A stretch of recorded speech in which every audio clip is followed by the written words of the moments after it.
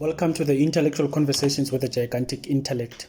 These conversations have now grown from being sacred conversation to now being intellectual conversations.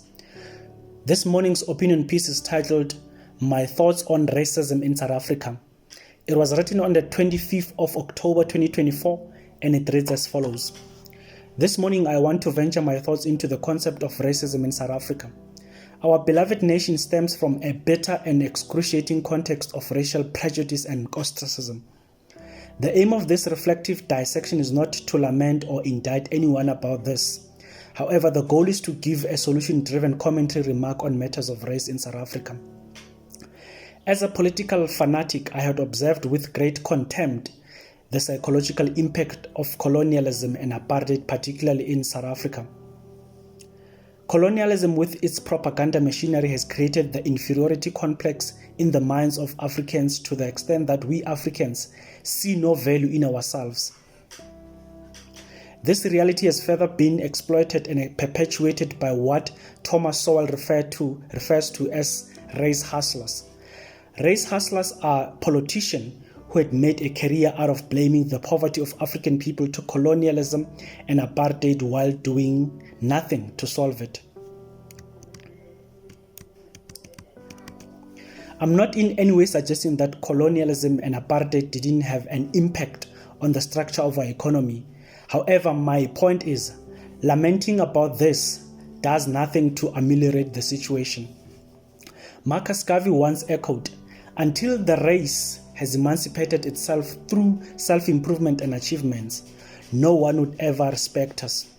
The veracity of this quote was practically proven to be correct by the rise of China into greatness. The Chinese people almost went through the same oppression as African people.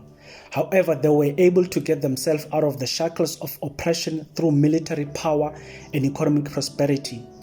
They are now counted amongst the greatest and most respected nations in the globe.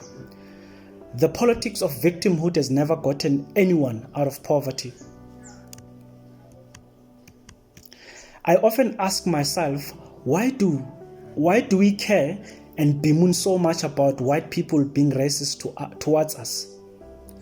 Why do we give them so much power over us? Why do we care so much whether they love us or not?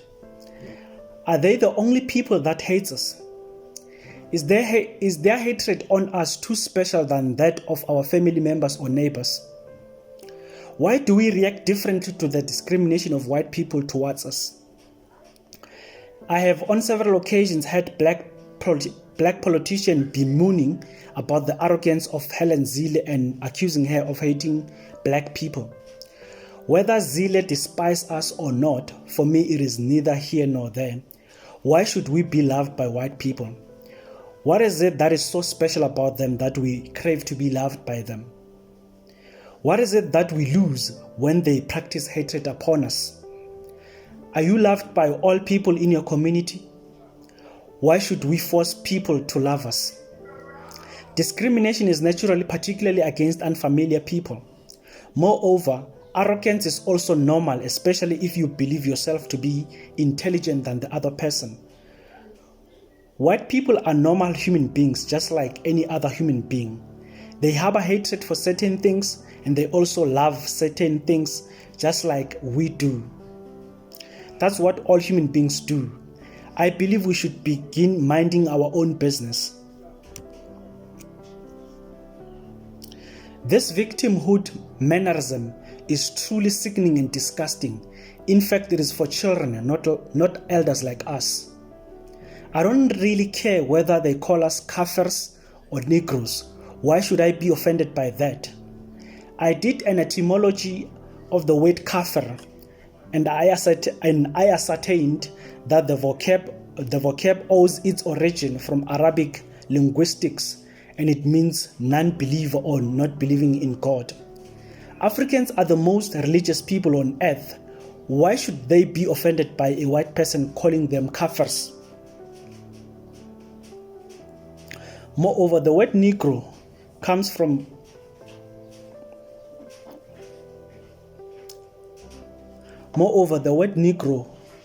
the Portuguese lexicon meaning black. It really boggles my mind why black people are continuously offended by these vocabularies. They are just words.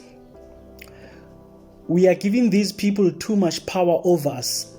History and human nature has continuously proven that humanity respects people based on their achievements and accomplishments. We respect Chinese because of what they've achieved. Same with the Japanese, Americans, Brazilians, Germans, and the Jewish people. Our forefathers fought tooth and nail for our liberation. Ours is to take the baton forward through the construction of institutions of economic value. No one would ever respect us until we do that. This is the gigantic intellect. Know thyself and remember your ancestors. Peace.